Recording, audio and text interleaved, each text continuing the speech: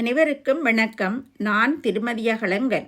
தமிழறிஞர் தமிழ்மணி அகலங்கன் அவர்களது இலக்கியச் சரம் எனும் நூலில் இடம்பெற்ற கற்பனை இன்பம் எனும் தலைப்பில் அமைந்துள்ள கற்பனை நயம் மிகுந்த நாட்டுச் சிறப்பு எனும் கட்டுரையை கேட்டு கற்பனை தேரில் பறந்து செல்லுங்கள். நாம் எமது கண்களால் எத்தனையோ காட்சிகளை காணுகின்றோம். சில காட்சிகள் மட்டுமே நெஞ்சத்தின் ஆழத்தில் அழியாத வகையில் வேரூன்றி நிலைத்து விடுகின்றன. உயர்ந்த சிறந்த புலவர்கள் தாம் காணுகின்ற காட்சிகளை தம் உள்ளத்தில் மட்டுமன்றி அக்காட்சிகளை காணாதவர்களின் உள்ளங்களிலேயும் பதித்து விடுகின்றனர். அதற்கு புலவர்களுக்கு துணையாக அமைவது அவர்களது கற்பனை சிறப்பேயாகும்.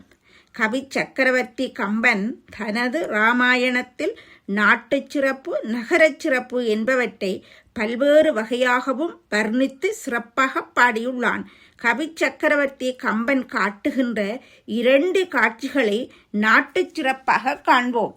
கம்பராமாயணம் நட்டு வளர்க்காமல் இயல்பாகவே அமைந்து பூத்து குலுங்கும் மரங்களைக் கொண்ட பூஞ்சோலை ஒன்றை கம்பன் தனது இராமாயணத்தில் கோசல நாட்டிலே காட்டுகின்றான். அவன் காட்டுகின்ற சோலையிலே ஒரு திருமண நிகழ்ச்சி நடைபெறுகின்றது. அதனால் அத்திருமண நிகழ்ச்சிக்கு மகிழ்ச்சியோடு நாமும் செல்வோம். யாருக்கு திருமணமாம்? அழைப்பு அனுப்பியிருந்தால் பார்த்து தெரிந்து கொள்ளலாம்.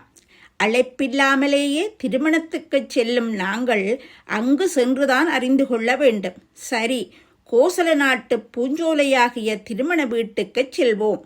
திருமணம் வேறு யாருக்கும் அல்ல, 2 குயில்களுக்குத்தான் திருமணம். அந்த திருமண விழாவில் நாட்டிய நிகழ்ச்சிதான் முக்கியமானது. நாட்டிய தாரகைகள் யார் தெரியுமா?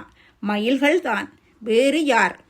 மயிர் கூட்டங்களின் நாட்டிய மேடை மரக்கிளையில் உயரத்தில் இயற்கையாகவே அமைந்துள்ளதால் எவரும் நன்றாக கண்டு களிக்கலாம். முன்னாலே இருப்பவர்களின் தலை மறைக்குமே என்ற கவலை இல்லை. பெரிய செல்வந்தரின் வீட்டு திருமணத்தில் கூரிய வேலாயுதம் போன்ற கண்களை கொண்ட பெண்கள் ஆடுகின்ற நாட்டியத்திற்கு இங்கு மயிர்கூட்டங்கள் ஆடுகின்ற நாட்டியம் எந்த வகையிலும் குறைந்ததல்ல. அந்த திருமணச் சடங்கிலே கலந்து கொண்ட முக்கியஸ்தர்கள் பலர். அவர்களிலே அரச அன்னங்கள்தான் மிகவும் முக்கியத்துவம் வாய்ந்தவர்கள். திருமண வைபவம் முடிந்து தமது வீடுகளாகிய தாமரை மலர்களிலே அரச அன்னங்கள் நித்திரை செய்கின்றன. நல்ல களைப்பு போலும். அதிகாலையிலே அரச அன்னங்கள் துயில் எழுவதற்காக உயர்ந்த ஜாதி வண்டுகள் பூபாலம் பாடுவது வழக்கம். அன்று அந்த வண்டுகளுக்கும் களைப்பு போலும். முதல் நாள் திருமண விருந்திலே அதை இதை குடித்துவிட்டு வந்திருக்கின்றனவோ தெரியாது, எழ பிந்திவிட்டது. பொழுது விடிந்தும் வெறி முறியவில்லை. ஒருவாறு எழுந்து பாடுகின்றன. காலையில் பாட வேண்டிய பன்னிசைக்கு பதிலாக மாலையில் பாடப்படும் செவ்வழிப்பாலை என்னும் பண்ணை பாடுகின்றன வண்டுகள். அரச அன்னங்களை துயில் எழுப்புவதாக அல்லாமல் மேலும் துயிலச் செய்வதாக அல்லவா முடிந்துவிடும் தும்பிகளின் இந்த செய்கை. துயில் உணர்த்த பூபாலம் இசைக்க வேண்டிய காலையில் நித்திரையாக்கும் நீலாம்பரியை பாடினால் எப்படி இருக்கும்? என்ன செய்ய? தும்பிகள் வேண்டுமென்று செய்யவில்லையே. மதுவெறி. முதல் நாள் திருமண கோலாகலம் செய்த வேலை. யாரில் குறை சொல்ல? இனி பாடலை பார்ப்போம். குயிலினம் வதுவை செய்ய கொம்பிடை குனிக்கும் மஞ்சை அயில்விழி மகளிர் ஆடும் அரங்கினுக்கு அழகு செய்ய பயில் சிறை அரச அன்னம் பன்மலர் பள்ளி நின்றும் துயிலெழத் தும்பி காலை செவ்வழி முரல்வ சோலை. திருமணத்தில் மட்டும்தானா நாட்டிய நிகழ்ச்சி?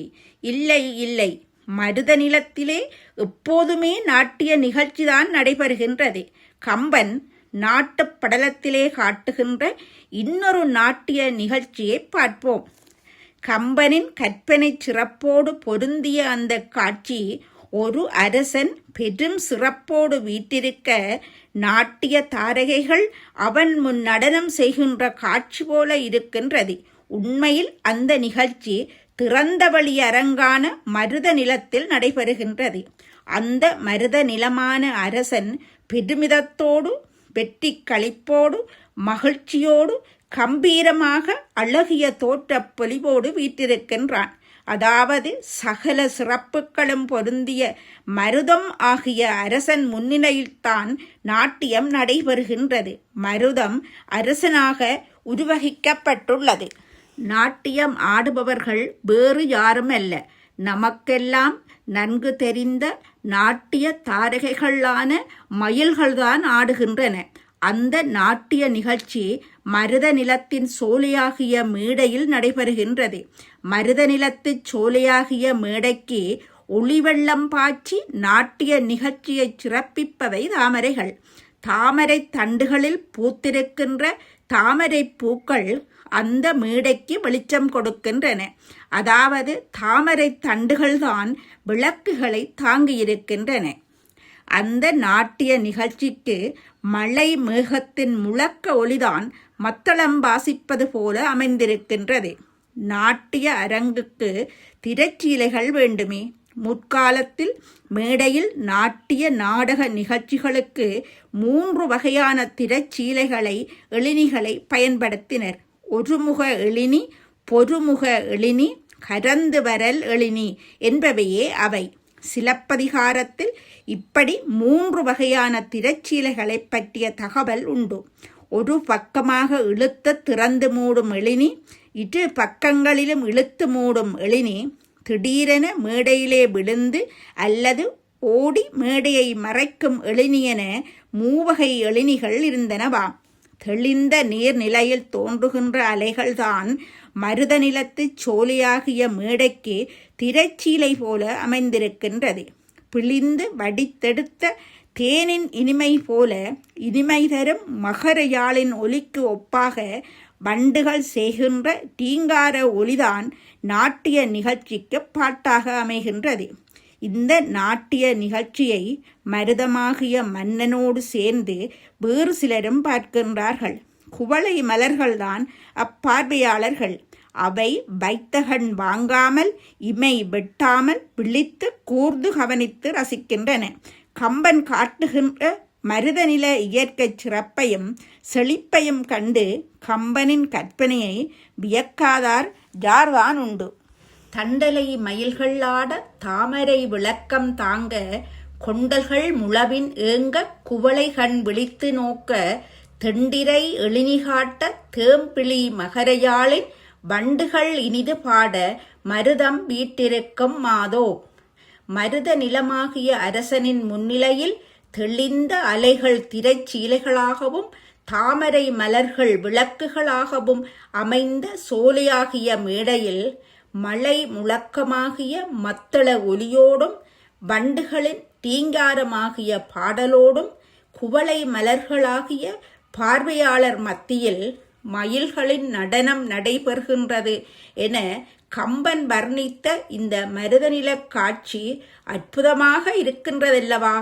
காவியங்களை பிரபந்தங்களை பாடுகின்ற எந்த புலவனும் நாட்டு சிறப்பு பாடுவதிலே தனது கைவண்ணத்தை காட்டாமல் விட்டதில்லை. நாட்டுப்பற்று என்பது சாதாரணர்களுக்கு மட்டுமல்ல, உணர்ச்சியில் விளையாடும் உன்னத கவி சிங்கங்களாகிய புலவர்களுக்கும் உள்ளதுதான். யாதும் ஊரே யாவரும் கேளிர் என்று தத்துவம் பேசினால் என்ன, எத்திசை செலினும் அத்திசை சோரே என வீராப்பு பேசினால் என்ன, பெற்ற தாயும் பிறந்த பொன்னாடும் நற்றவ வானினும் நனி சிறந்தனவே என்பதை பெரும் புலவர்களும் தங்கள் கவிதைகளில் காட்டித்தான் இருக்கின்றார்கள். எல்லா புலவர்களும் தாம் பாட வந்த நாட்டுச் சிறப்பை பாடும்போது தமது நாட்டுச் சிறப்பை பாடுவதாக கற்பனை பண்ணிக்கொண்டே பாடி மகிழ்வார்கள். சில புலவர்களுக்கு மட்டும் தமது நாட்டையே நேரடியாக நாட்டுச் சிறப்பில் பாடும் பாக்கியம் கிட்டும். அந்த பாக்கியம் அவர்கள் தேர்ந்தெடுத்த கதையை பொறுத்ததாகவே அமையும். புலவர்கள் தமது திறமை முத்திரையை வாசகர் நெஞ்சங்களில் பதிக்க இத்தகைய சிறந்த கற்பனைகளை கையாளுவது வாசகர்களின் ரசனைக்கு பெரும் வரப்பிரசாதமாகவே அமைந்து விடுகின்றது. நன்றி, வணக்கம்.